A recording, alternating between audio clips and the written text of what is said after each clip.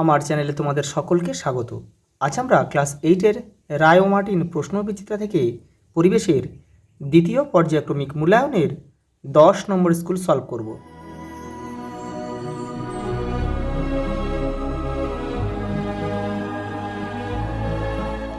প্রথম প্রশ্ন দেখো, সূর্য থেকে পৃথিবীতে তাপ আসে বিকিরণ পদ্ধতিতে। অপশান সি আমাদের সঠিক উত্তর। পরেরটা দেখো, পারদের গলনাঙ্ক -39 ডিগ্রি সি। Option D. পরেরটা দেখো, জলের তড়িৎ বিশ্লেষণে ক্যাথোডে উৎপন্ন গ্যাসটি হলো, ক্যাথোডে হচ্ছে হাইড্রোজেন, আর অ্যানোডে যদি বলতো এটা, তাহলে অ্যানোডে কী হতো? অ্যানোডে কিন্তু অক্সিজেন হতো। পরেরটা দেখো, জৈব অনুঘটক বা উৎসেচকগুলি প্রধানত প্রোটিন জাতীয় যৌগ। এই প্রোটিন জাতীয় যৌগ। প্রদত্তগুলির মধ্যে তড়িৎ বিশ্লেষ্য কোনটি? এখানে হবে এখানে লবণ, এই নুনটাই উত্তর, আমাদের সঠিক উত্তর হবে। আর চিনি, অ্যালকোহল, গ্লুকোজ এগুলো কিন্তু তড়িৎ অবিশ্লেষ্য। এর মধ্যে দিয়ে বিদ্যুৎ কিন্তু, এই তিনটের মধ্যে দিয়ে বিদ্যুৎ কিন্তু প্রবাহিত হতে পারে না। ভোল্টামিটারে জলের তড়িৎ বিশ্লেষণে তড়িৎদ্বার হিসেবে কোনটি ব্যবহৃত হয়? প্ল্যাটিনাম। বজ্রপাত বেশি হয় কোন সময়? এখানে গ্রীষ্মকালে হবে। নাবি জাতের ধান হলো, এখানে হবে নাবি জাতের ধান হচ্ছে পঙ্কজ। আর জয়া রত্নাটা হচ্ছে, জয়া হবে, জয়াটা কিন্তু মাঝারি জাত। আমি এখানে লিখে দিচ্ছি, তোমরা এটাও করে নেবে একটু। মাঝারি জাত। আর রত্না হচ্ছে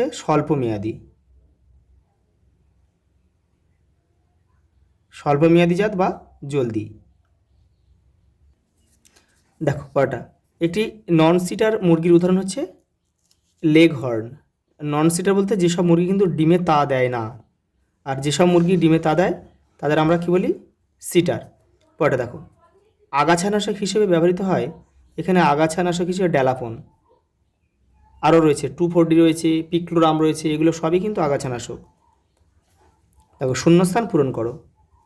দেখো তরলের উপরিতলের ক্ষেত্রফল হচ্ছে বেশি হলে বাষ্পায়ন দ্রুত হবে।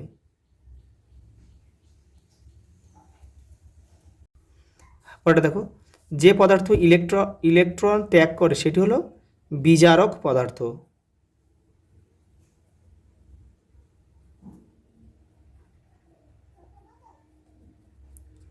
ধাতুর ঔজ্জ্বল্য বাড়াতে কি করা হয়? এটা হচ্ছে তড়িৎ লেপন। যে মাটিতে জৈব পদার্থের পরিমাণ বেশি থাকে তাকে কি বলে? হিউমাস।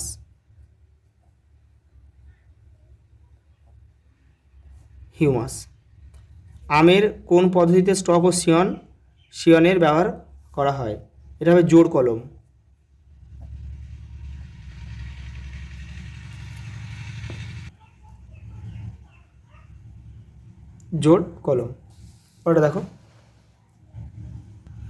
পরেরটা দেখো, সত্য মিথ্যা নির্বাচন করো।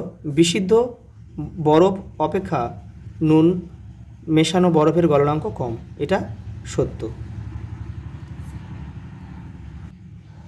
পরেরটা দেখো, জারণ ও বিজারণ একই সঙ্গে ঘটে না, এটা মিথ্যা।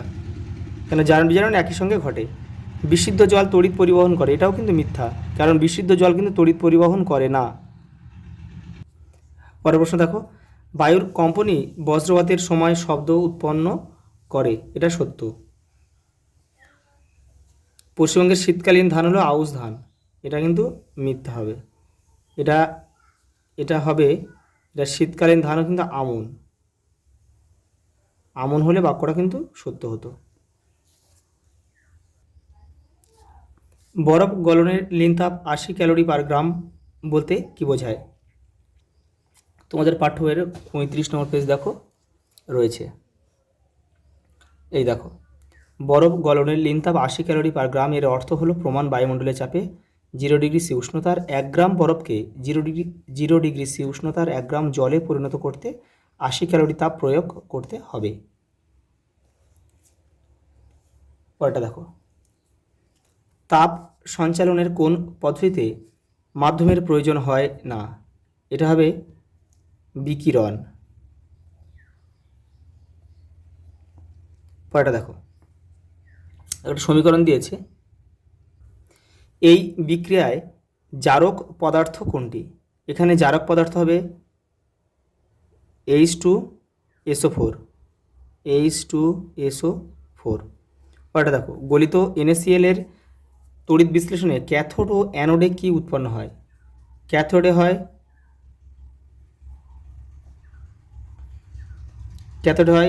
Na ধাতু, মানে সোডিয়াম ধাতু,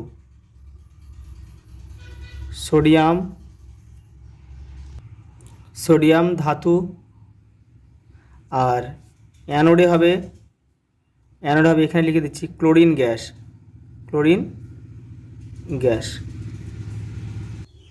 পরের প্রশ্ন দেখো, গোল্ডেন রাইস কি? 204 পেজে রয়েছে তোমাদের বইয়ের। এই দেখো, গোল্ডেন রাইস হচ্ছে ভিটামিন এ এর চাহিদা মেটাতে কৃষি বিজ্ঞানীরা এই বিশেষ ধরনের ধান উৎপন্ন তৈরি করেছেন। পরেরটা দেখো, মৌমাছি পালন কতগুলি পদ্ধতিতে করা হয়? দুই ধরনের পদ্ধতি, এক হচ্ছে দেশীয় ও আধুনিক। ছায়াতরু কাকে বলে? তোমাদের বইয়ে 211 নম্বর পেজে উত্তরটা পেয়ে যাবে, দেখে নাও। এই যে ছায়াতরু, দেখো ছায়ার ব্যবস্থা ছায়াতরু, এই যে এখান থেকে এটা লিখবে। পরের প্রশ্ন দেখো, 5এরটা, ভালো শিশির পড়ার দুটি শর্ত লেখো। দেখো রায়ন মার্টিন, দেখো 82 নম্বর পেজে রয়েছে উত্তরটা। এই দেখো, ভালো শিশির পড়ার শর্ত, এই যে আকাশ পরিষ্কার ও মেঘহীন থাকবে, বায়ুর আর্দ্রতা বেশি হতে হবে, বাতাস স্থির থাকতে হবে, তাপের ভালো বিকিরক ও কুপরিবাহী পদার্থের সংস্পর্শে থাকা বস্তু, ভূপৃষ্ঠের কাছাকাছি বস্তুর উপস্থিতি।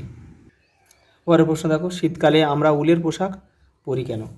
দেখো 89 পেজে রয়েছে, দেখো রায়ন মার্টিন 89 পেজে তোমাদের ভালোভাবে দেওয়া রয়েছে।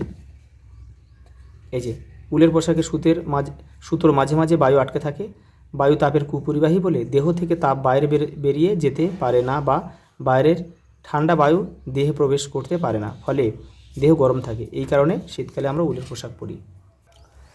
দেখো পরেরটা দেখো, একটা সমতা বিধান দিয়েছে, ব্যালেন্স দিয়েছে, দেখে নাও। তো এটা সমান সমান দিতে হবে। দেখো, মরচে পড়া দুটি শর্ত লেখো। আমি এখানে বলে দিচ্ছি, তোমরা লিখে নেবে।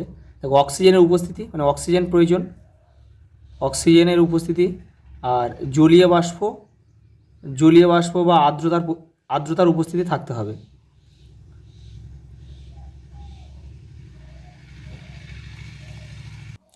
পরেরটা দেখো, তড়িৎ লেপন কাকে বলে? 107 নম্বর পেজ তোমাদের বইয়ের উত্তরটা রয়েছে।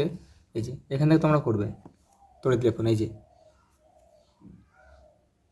পরেরটা দেখো, উদ্ভিদের পুষ্টি উপাদানগুলি কয় প্রকার ও কী কী? দেখো তোমাদের বইয়ের 198 নম্বর পেজে রয়েছে উত্তরটা। এই যে দেখো, উদ্ভিদের এই পুষ্টি উপাদানগুলো আবার দুই ধরনের, মুখ্য খাদ্য উপাদান আর গৌণ খাদ্য উপাদান। উদাহরণগুলো কিন্তু দিতে হবে।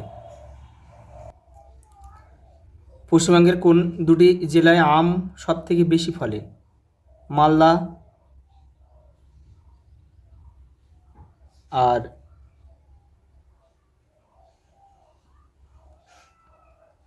মুর্শিদাবাদ। নদিয়াও লিখতে পারো তোমরা।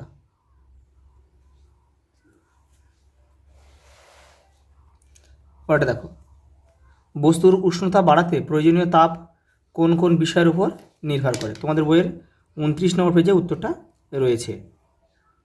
এই দেখো, বস্তুর উষ্ণতা বাড়াতে প্রয়োজনীয় তাপ নির্ভর করে বস্তুর উষ্ণতা বৃদ্ধির পরিমাণ, বস্তুর ভর আর বস্তুর উপাদানের উপর। পরেরটা দেখো, বাষ্পায়ন ও স্ফুটনের মধ্যে 3টি পার্থক্য। দেখো রায়ন মার্টিন 91 নম্বর পেজে দেখো রয়েছে, বাষ্পায়ন ও স্ফুটনের মধ্যে 3টি পার্থক্য। এখান থেকে তোমরা করে নেবে।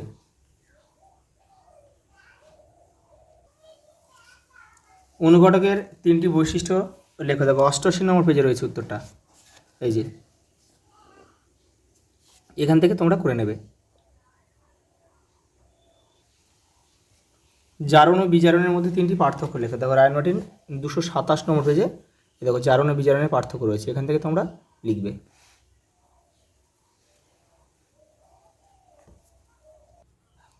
পরের প্রশ্ন দেখো, তড়িৎ বিশ্লেষণের 3টি গুরুত্বপূর্ণ ব্যবহার লেখো হচ্ছে। এই যে এগুলো কিন্তু ব্যাখ্যা করতে হবে অল্প অল্প করে। ধাতু নিষ্কাশন, ধাতু পরিশোধন, তড়িৎ লেপন।